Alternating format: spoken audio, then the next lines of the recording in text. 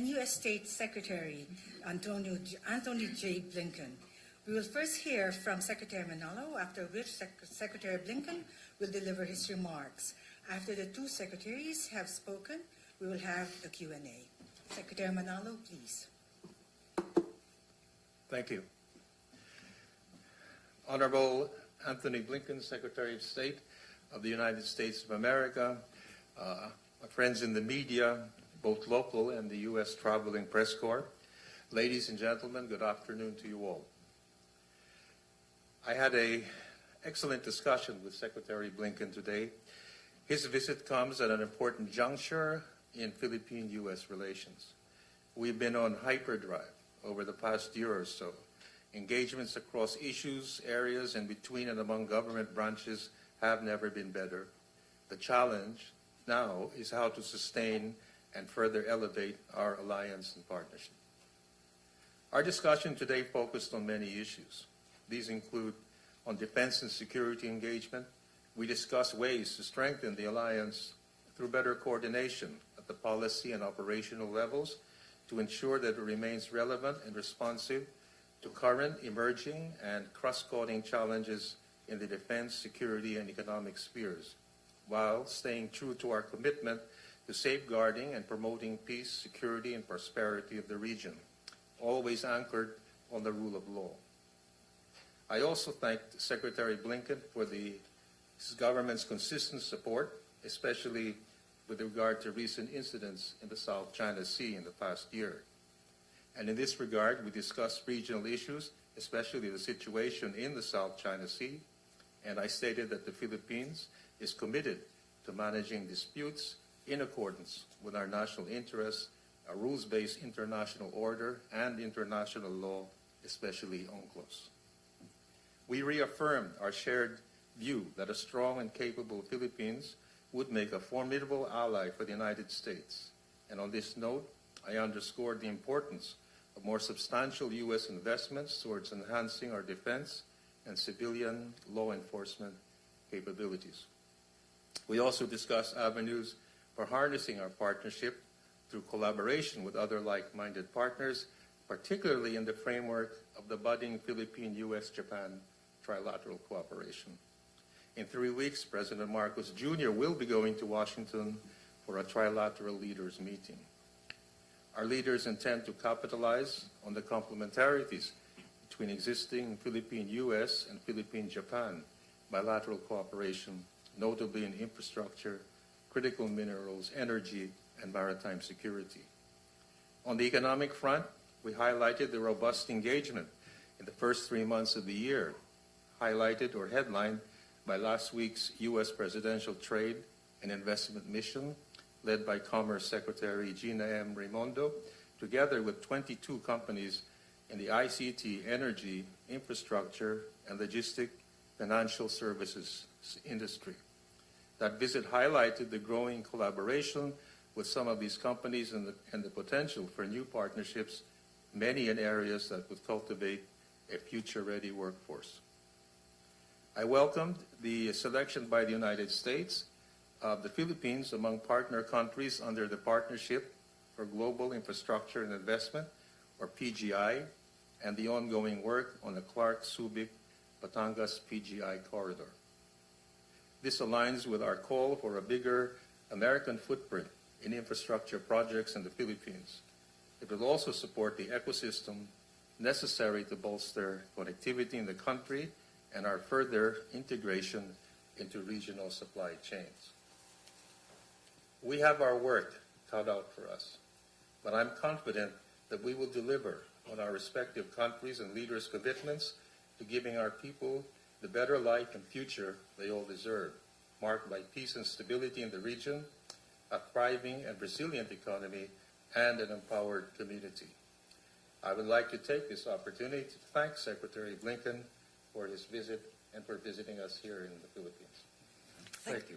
Thank you, Secretary Manalo. Secretary Blinken, you have the floor. Thank you very much, Secretary Manalo. Thank you very, very much for the strong, substantive exchange that we had today. I'm sorry. How's that? We'll try it again. Start again simply by thanking the Foreign Secretary for the very strong substantive exchange that we had today, as we always do, both between ourselves and with our teams. I was last in the Philippines shortly after the election of President Marcos, and it is fair to say that since then we have achieved remarkable progress in our relationship. The meeting between President Biden, President Marcos, and the White House last May set us on an ambitious course. And I think Ricky said it very well. We've been in hyperdrive, and that's demonstrated by the results we've already achieved, but also by our commitment to doing more together in the interests of both of our countries. The alliance has never been stronger, but we not only have to sustain that, we have to continue to accelerate the momentum. The Philippines is our oldest ally in the Indo-Pacific, more than 70 years working together to promote peace and security in the region. The EDCA expansion is strengthening that further, creating new locations for access to work together on humanitarian assistance, on disaster relief, including, for example, relief after the recent typhoons, and as well as creating greater interoperability, modernizing our military with real and important benefits for local communities. We have a shared concern about the PRC's actions that threaten our common vision for a free, open Indo-Pacific, including in the South China Sea and in the Philippines' exclusive economic zone. Repeated violations of international law and the rights of the Philippines, water cannons, blocking maneuvers, close shadowing, other dangerous operations. These waterways are critical to the Philippines, to its security, to its economy, but they're also critical to the interests of the region, the United States, and the world. It's why we stand with the Philippines and stand by our ironclad defense commitments, including under the Mutual Defense Treaty. Article 4 extends to armed attacks on the Filipino armed forces, public vessels, aircraft, including those of its Coast Guard, anywhere in the South China Sea. Most important is we stand together in our determination to uphold international law for the Philippines, for everyone else, against any provocative actions. As the Foreign Secretary mentioned, we're also deepening our cooperation with partners who share this commitment to a free and open Indo-Pacific. The trilateral with Japan is a very important platform for building even greater stability and deepening peace. Just over the past year, our governments have increased cooperation on a whole host of shared priorities, not only security, but economic cooperation, humanitarian assistance, critical infrastructure. We've had trilateral meetings over the past year to include meetings between myself, Ricky, and our Japanese counterpart, the Vice President, President Marcos, and Prime Minister Kishida, National Security Advisor Sullivan and his counterparts, and this week in Tokyo, Deputy Secretary of State Kurt Campbell will be meeting with his counterparts. All of this leading to the summit meeting between President Biden, President Marcos, Prime Minister Kishida at the White House on April 11th, the first trilateral leaders summit with the United States, the Philippines, and Japan.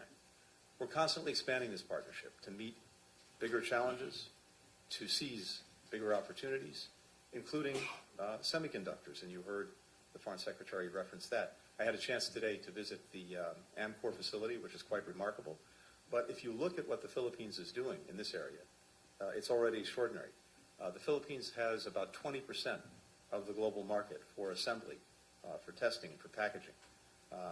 And of course, it's a big part of the Philippines economy, representing about 12% of its GDP.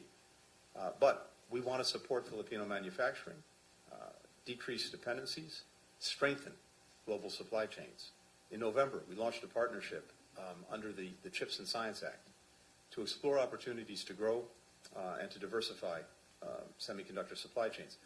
During the mission that Secretary Mundo recently conducted very successfully, this presidential trade mission last week, we announced plans to invest an additional $1 billion in the Filipino tech sector and to double the number of semiconductor factories here in the Philippines.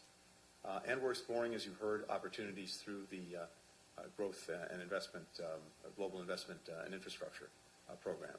transformative investments in infrastructure that could have a major benefit for the semiconductor industry by addressing barriers to investment, including some of the logistics and energy costs. We're assessing additional priority areas for investment: clean energy, transportation, logistics, warehousing, to increase food security, for example.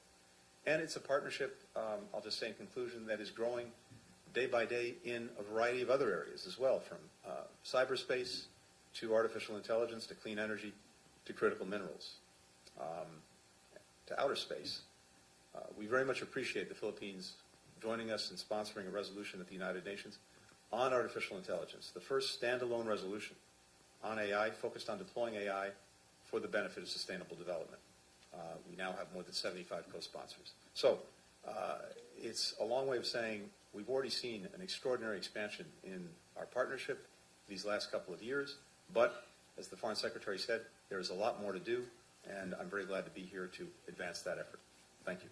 Thank you, Secretary Blinken. We'll now commence the question and answer portion with alternating questions from the Philippine side and the foreign media accompanying the U.S. delegation. From the Philippine side, can we entertain the question from Michael Flores of Reuters? Michael, you have the floor. Good afternoon, Secretaries. This question is for both of you. The White House announced that President Biden will host Prime Minister Kishida and President Marcos next month for the first trilateral summit. What form or shape will this trilateral cooperation take, and how will this be operationalized? Is the conduct of joint patrols in the South China Sea part of the discussion, and is this cooperation aimed at suppressing the rise of China, a word that Chinese Foreign Minister Wang Yi used to describe when it comes to the U.S.'s actions in the region? Thank you. Thank you very much. Yes, the scheduled trilateral summit will be held I think the second week of April in Washington, D.C. And, of course, this is the first of its kind. And the main aim we all expect is that the trilateral summit will seek to aim cooperation, more cooperation, especially at the trilateral level. And this will include cooperation to promote economic growth and cooperation in various areas, such as in promoting clean energy. They'll also discuss, we expect, climate cooperation, and of course further peace and security in the Indo-Pacific region, and also around the world. And at the moment, we're also undertaking meetings at other levels, at senior official level, to see how this can also, how these various activities can be operationalized. So the basic aim, essentially, is to reaffirm also our historical ties of friendship, our commitment to shared democratic values and a shared vision for a free and open Indo-Pacific, and how to further promote the prosperity, security, and peace of our peoples and of the region. And really, I would just emphasize everything that the Foreign Secretary said, which I agree with. These are three countries that have a shared vision for a free and open Indo-Pacific. And I think a recognition that when we work together, when we collaborate, when we pool our resources, including in terms of economic cooperation, building critical infrastructure, humanitarian assistance, we're stronger when we do it together and bring together all the complementarities that we have. So that's really what the summit's about, as well as our work together to uphold international law, something that all three of our countries feel very strongly about. And in terms of operationalizing it, I'm sure there'll be things coming out of the summit meeting, but this is something the Foreign Secretary and I talked about today, to make sure that even as we have this leader summit, we have mechanisms in place to make sure that our teams are working together day in, day out, so that the 364 days that follow the summit actually advance the work in concrete ways. Leon Bruno for AFP, please. Yes, thank you for hosting us. Pleasure to be here in Manila. A question for both of you, a follow-up to my colleague from the Philippines. You mentioned the South China Sea and the harassment activities of China against Philippines vessels, Navy, or what have you. To what extent do those harassment activities trigger the activation of your mutual defense pact? I mean, have you set red lines that would trigger the activation of the mutual defense pact?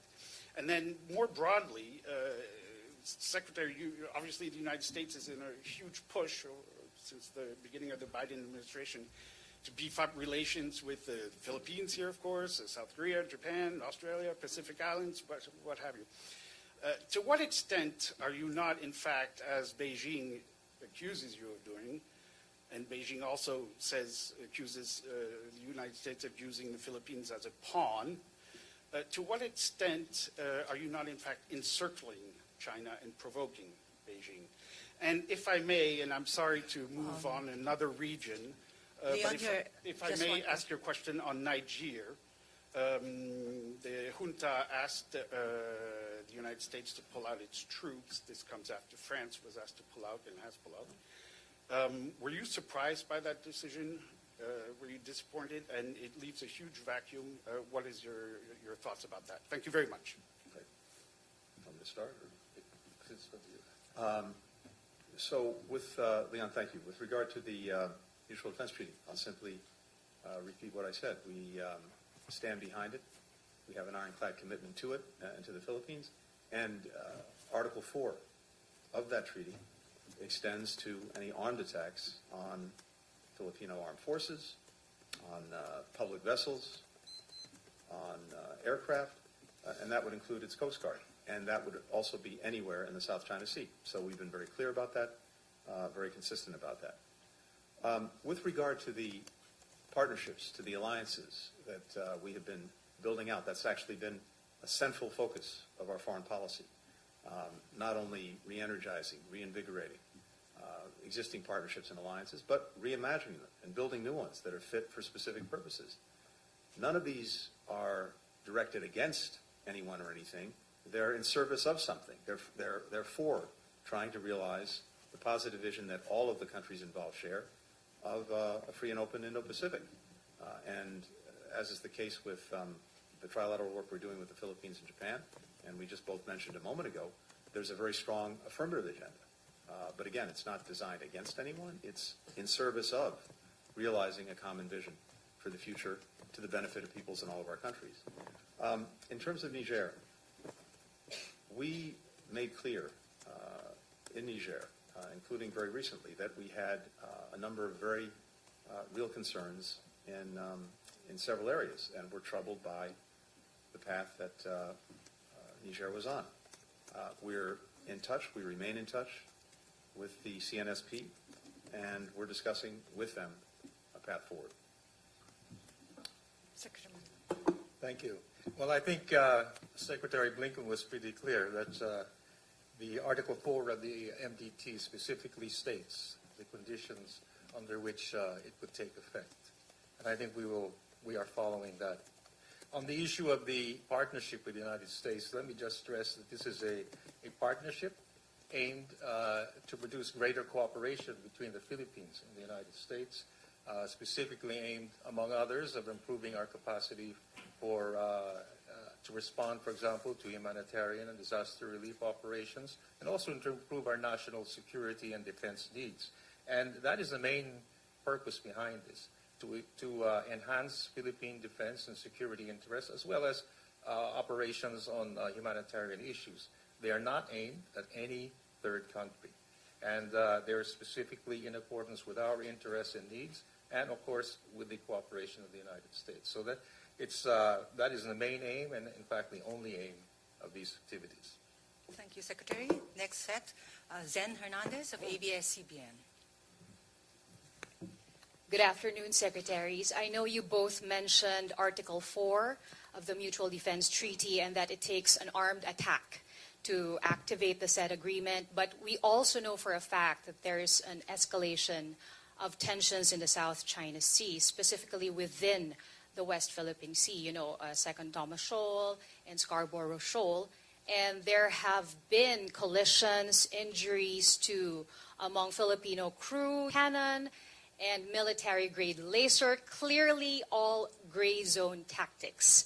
So the question is whether there's a way to address these incidents, which fall just a little below the threshold of an armed conflict? Is there a way to adjust to changing tactics? And is there a stronger action that the international community can take? Because some experts say that the aggression of China in the South China Sea already warrants a sanction.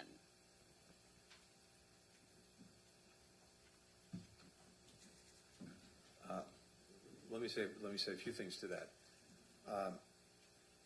First, I think the Philippines has been extremely successful in pursuing and asserting its rights under the law, and we've seen that, and the world has seen that. The world has also seen the very actions that you described taken by China in violation of international law and Filipino rights. And the very visibility of those actions, I think, has provoked from a number of other countries clear statements in support of the Philippines and against these provocative actions that are a threat to peace, security, freedom of navigation, and basic rights under international law. So in and of itself, I think the actions that China's undertaken have produced a reaction, not just from the Philippines, but from a number of other countries. In terms of what we're doing, we're engaged in intense diplomacy, as is the Philippines, so that countries come together, or even individually, to reaffirm international law, to reaffirm the rights that everyone is entitled to. That's important. Second, we have, for many years, made major investments in the capacity of the Philippines. Those investments continue, both in its maritime capacity, but also more broadly in its economic capacity, because its economic strength and resilience is probably the most important factor in determining its long-term security. And I just described some of the things that we're looking at doing to carry that forward in even more effective ways. So I think the response really has been and continues to be a comprehensive one, so that the Philippines can be in the strongest possible position to affirm its rights, as it has been doing, and properly so. Yes, in response to your query, I have to repeat that the Philippines has always maintained the policy of addressing any disputes and managing them through diplomatic means and through peaceful means, and we are still committed to that. But when we do so, it is in accordance with our national interests, our sovereign rights, and firmly based on the rule of international law, including maritime law, and more specifically, the UNCLOS. And I think we've gotten a lot of support from countries, most especially the United States, and the approach that we have been taking, and we appreciate that very much. At the same time, I think Secretary Blinken already mentioned ways in which we are getting support, and we hope to get continuing support, and that is through economic cooperation, through various means, not only through trade and investment in newer areas such as renewable energy, through climate action, and other similar areas such as infrastructure. I think this only helps strengthen economic security of the Philippines and our economic resilience. At the same time, cooperation on defense and security measures will also help us enhance our security. So I think all of these work together to provide an appropriate way of addressing our security challenges in our region. Thank you, Secretaries. Tom Bateman, BBC. Thank you very much. Good afternoon, and thank you for hosting us, Mr. Foreign Secretary. Mr. Secretary, if I could start, you've announced this afternoon you're going to travel to the Middle East after being here. That's your 6th trip to the region. There is now a very significant security vacuum in Gaza, which is deepening the catastrophic conditions on the ground for civilians, and especially affecting aid supplies to the north. So I want to ask you, how is this not a harbinger of Gaza's future? We know the US solution is that the Palestinian Authority, reformed, should control Gaza, but Prime Minister Netanyahu has repeatedly rejected this.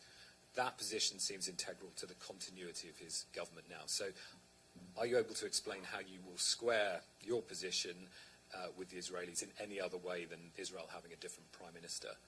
And just to add to that, you made an extremely passionate defense of democracy and the importance of journalism in Seoul yesterday, and the US role in defending that. We know the US is the main military backer of Israel. The Committee for the Protection of Journalists now says at least 95 journalists and media workers have been killed since October the 7th, the vast majority in Gaza, among the huge civilian death toll there. At the same time, Israel and Egypt have still not given independent access to Gaza for foreign journalists to add to the work of local colleagues there. So what steps are you taking to address that? And Mr. Foreign Secretary, if I could just ask, we're months away from an election in the US. I wanted to ask about the commitment that you feel, the value of a US commitment these days, when we've had two different administrations with very contrasting approaches to the value of multilateral institutions. What value can be staked in US promises and commitments made to you? Thank you very much. So with regard to the trip that we'll be taking from here, going on to Saudi Arabia and to Egypt, the purpose is multifold.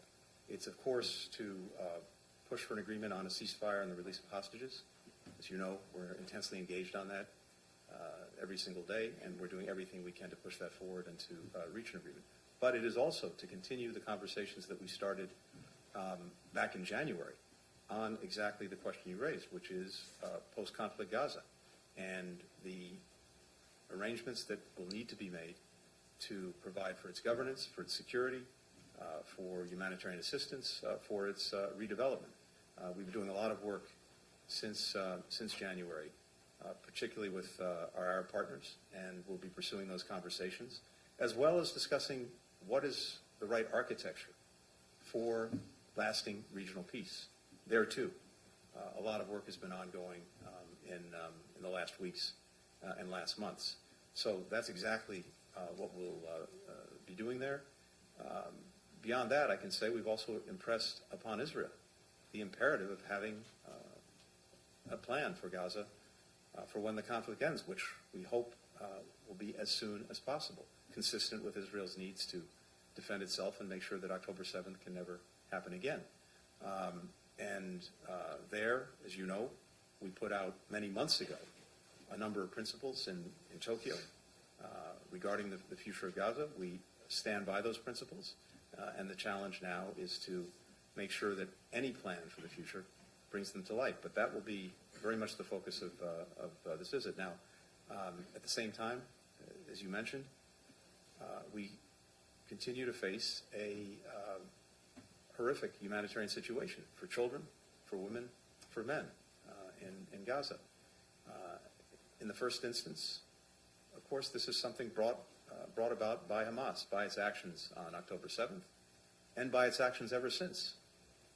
This could have, as I've said repeatedly, been over many months ago if Hamas had put down its arms, stopped hiding behind civilians, released the hostages, and the world has been relatively silent on that ever since. But, as we've said from day one, it is also absolutely incumbent on Israel, as it acts to defend itself and prevent October 7th from happening again, to make it a priority to protect civilians, those who are caught in harm's way, and to provide for those who desperately need humanitarian assistance.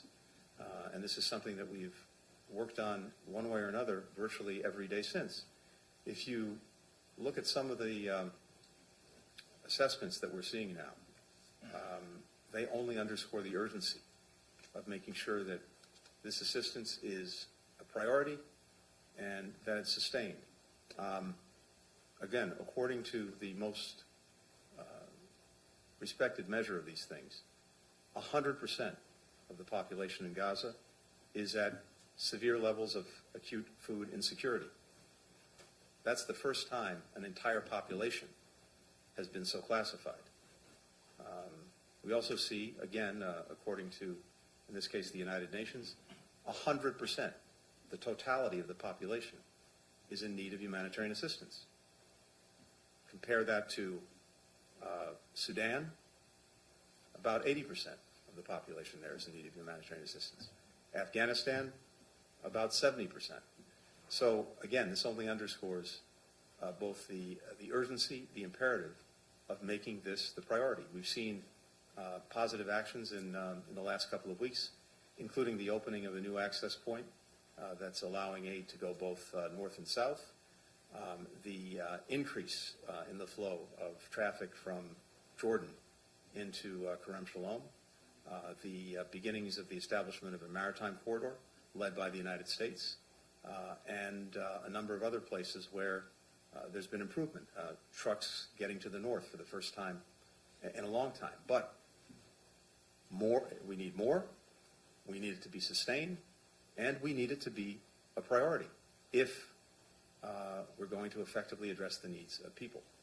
So that also remains very much a central part of our conversations.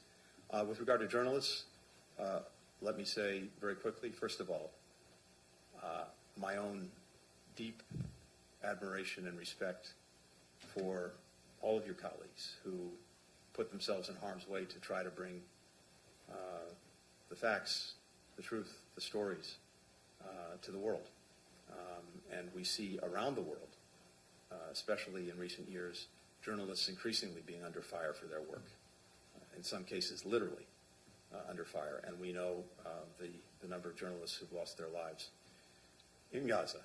And as a basic matter of principle, we want to see access for journalists wherever there is conflict, wherever there's an important story to cover, so that the world can have knowledge, can see and see through the eyes and through the lens of journalists. So that's something that we bring up in every instance. There are obviously profound security considerations in an active war zone, and those have to be taken into account. But the basic principle of access for journalists is something we stand strongly behind. Thank you very much, Secretary Blinken and Manalo, for this interaction with Right. Secretary, you'd like to say something? Yes. Well, if you want to cut me off. No, sir. Not you, sir. No, just very briefly, I think it was on the value that we attach. Well, I think I couldn't have said it so simply to say that when I said earlier that I think our relationship with the United States has never been higher and greater, and we're both committed to even elevating it further. And this is based on many considerations. But even beyond that, I think our relationship is not only because it's a short-term relationship or anything like that. It's really based on some very enduring interests. First, our commitment to democracy and to also adherence to the rule of law, and the fact that we have a shared vision on the necessity of promoting peace, security, and development in the Indo-Pacific region. And we have a partnership which has lasted not only the 70 years of official democratic relations, but goes back hundreds of years. So I think these are elements which will always be there. And I think this will underpin our relationship in the years ahead. Thank you very much, Secretary Manalo and Secretary Blinken, for interaction with the press. We thank everybody for joining us in this joint press conference. We wish the U.S. delegation as well as the foreign press accompanying the delegation productive meeting in the Philippines, as well as safe travel back to the United States. Thank you very much and good afternoon to all.